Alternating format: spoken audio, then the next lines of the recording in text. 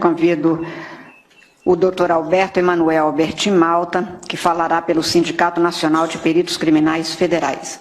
Vossa Excelência tem até 8 minutos também para se pronunciar e está com a palavra. Obrigado.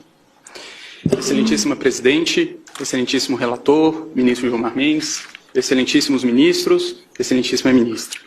Falo em nome do Sindicato Nacional dos Peritos Criminais Federais. A pertinência temática de nossa intervenção vem da Resolução 23.550, editada pelo TSE, que indica quais são as instituições competentes a participar do processo antecipado de fiscalização e auditoria dos programas de computador que compõem a urna.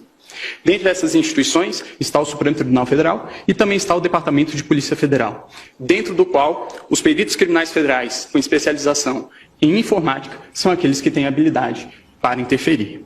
E o fizeram. Participaram do teste público de segurança do sistema eletrônico de votação. Teste esse que foi composto talvez pelos maiores nomes da computação do Brasil.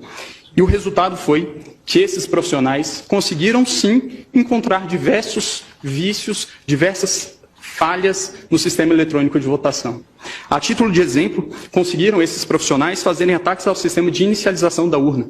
Conseguiram gerar um boletim de urna falso. Conseguiram também obter a chave criptográfica da urna.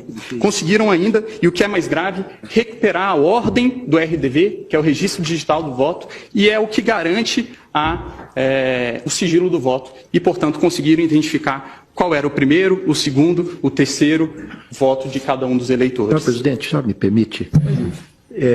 Eminente advogado, eu queria perguntar a Vossa Excelência se esse é um teste oficial, foi divulgado, sim, quando foi feito, como foi feito, sob os auspícios do TSE. O TSE já porque fez. Queria dizer a Vossa Excelência que quando fui presidente do TSE, isso não significa absolutamente nenhuma antecipação de voto, opinião, nós fizemos uma auditoria pública por meio de edital, com personalidades que testaram a rigidez das urnas e que foram recrutadas, ou se habilitaram, melhor dizendo, a esse teste, pessoas oriundas da academia, das Forças Armadas, particulares, e naquela ocasião, depois de uma semana de testes intensivos, nenhuma falha nas urnas foi encontrada. Então eu queria apenas que Vossa Excelência, se pudesse, esclarecesse que tipo de teste é esse que foi feito e quando foi feito, sob os auspícios de quem,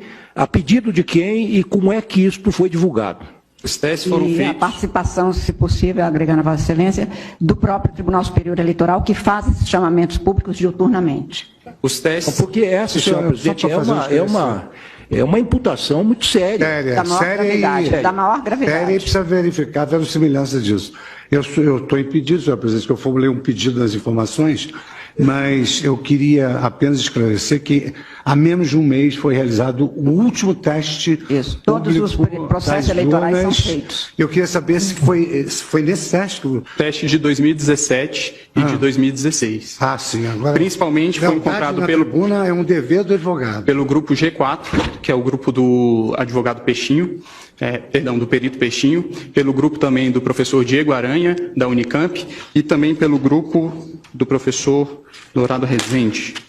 Okay? Se o relatório do TSE... Para deixar isso claro, o TSE, com licença do advogado, o TSE, a rigor, sempre fez esses testes. Todos os chamamentos são feitos. E isso está, inclusive, nos atos normativos que balizam toda essa questão.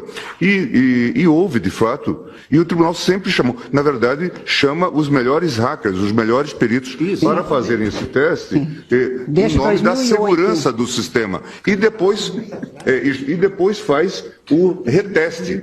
De modo que isto, neste caso, inclusive, o tribunal reconheceu o trabalho do professor Diego Aranha, que conseguiu progresso, mostrou falhas e depois houve a reprogramação. De modo que isso é absolutamente normal e só mostra a seriedade com que o TSE tem se havido nesse tipo de matéria. É absolutamente rotineiro isso que se faz. Mas só para efeito de... É que essa é uma afirmação que está sendo feita da tribuna, é muito séria. O questionamento do ministro Lewandowski, exatamente porque talvez as pessoas não saibam que estes testes são feitos a cada período, publicamente, com chamamento público e dado a público, inclusive, todas as informações relativas, mas Vossa Excelência continue e eu darei o interregno do questionamento. Obrigado, e apenas em resposta ao questionamento, o relatório a que me refiro é o relatório mencionado pelo ministro Gilmar Mendes e que está disponível no site do TSE. A minha indagação, o último reteste feito é de 2018, esses dados? 2017. 2017. 2016, 2009, 10, 16 e 17. Mas, a despeito de tudo isso, os peritos criminais não estão aqui para um retrocesso. Os peritos criminais reconhecem, com certeza, os grandes avanços que foram conquistados pela urna eletrônica. E é bom que fique bastante claro que a impressão do registro de voto não é um adeus ao voto eletrônico. O voto eletrônico permanece sendo um voto eletrônico, apenas com mais um mecanismo de auditoria. E aí é importante trazer quais são os 3 principais pontos que são indicados como as auditorias possíveis e viáveis em uma situação como essa. Indica os técnicos responsáveis pela elaboração do sistema que o RDV seria o registro digital do voto, seria um mecanismo para se apurar, se embaralhar os votos e se apurar a quantidade de votos. É bem verdade, mas esse sistema, o RDV, apenas permite apurar se foi adicionado ou excluído algum voto, e não se o voto foi registrado devidamente como o eleitor confirmou no momento que apertou o botão. O boletim de urna, do mesmo modo, ele permite sim uma auditoria, mas ele permite a auditoria da conferência conquistada escrito no boletim de urna com os resultados que foram apresentados no site do Tribunal Superior Eleitoral. Mas ele não permite, novamente, se verificar se o voto foi registrado de maneira adequada. E, por fim, a votação paralela, que resolveria essa situação que apresento, que seria o ato de se pegar algumas urnas no dia da eleição e fazer a simulação de uma votação para se verificar se a urna registrou adequadamente os votos, elas, segundo informações do professor Pedro Dourado Rezende, na audiência pública realizada no Congresso Nacional, não seriam suficientes para isso, porque qualquer programador, com pouco tempo e poucas linhas no código-fonte, conseguiria programar o sistema para que ele identificasse que o registro biométrico está sendo dispensado com um percentual acima do normal e para que, portanto, os vícios não surgissem nesse teste. Então, o professor, não vou ler por conta dos 8 minutos que me foram limitados, qual é o posicionamento do professor. E indica ainda o professor Diego Aranha, que existe ainda a possibilidade de fraude interna. Obviamente, os peritos criminais não estão aqui a dizer que existe algum tipo de fraudador dentro do TSE, nunca diremos isso e acreditamos que todos que estão lá são corretos. Mas o que está a se dizer aqui é que a democracia de um país não pode estar sujeita ao controle de alguns poucos técnicos que têm acesso ao código-fonte e também às chaves criptográficas. É necessário haver um controle do controlador. Garantir a auditoria ao próprio sistema eletrônico que se pretende ver se está sendo fraudado ou não, é garantir ao fraudador fraudar a própria auditoria. Então, a impressão do voto, ele permitirá que, em eventual situação de dúvida a respeito da rigidez do processo de escrutínio, possa haver efetivamente uma auditoria. E em relação a algumas das preocupações que foram trazidas pela Procuradora-Geral, várias delas já foram respondidas por uma resolução que veio a ser editada posteriormente pelo TSE, que é a Resolução 23.521, que dispõe, inclusive, como funcionaria no caso de a urna dar um problema, a impressora travar. Dispõe a resolução que existirá também uma impressora de contingência, haverá um lacramento sem contato humano para que essa impressora possa ser substituída. Também em relação ao argumento de que deficientes visuais não teriam como verificar o voto impresso, foi editado também em 2017 a Resolução 23.554 pelo TSE, que dispõe que o deficiente visual poderá ser acompanhado de uma pessoa de sua confiança.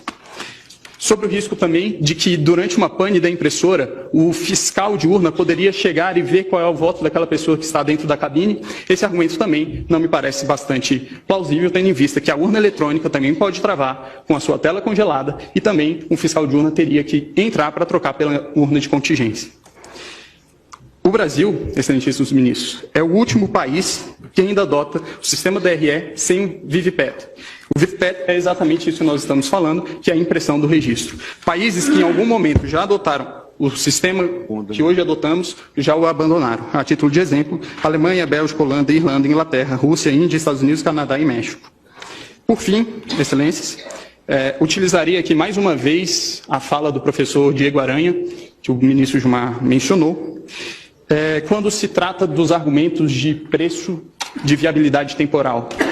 E aí eu vou tomar a liberdade de ler nesses meus últimos minutos. Diz o professor: é inegociável a existência de um registro físico para fins de transparência. Em situações de vitórias cada vez mais apertadas, não se pode ter dúvida sobre o resultado correto das apurações. Sobre a questão orçamentária,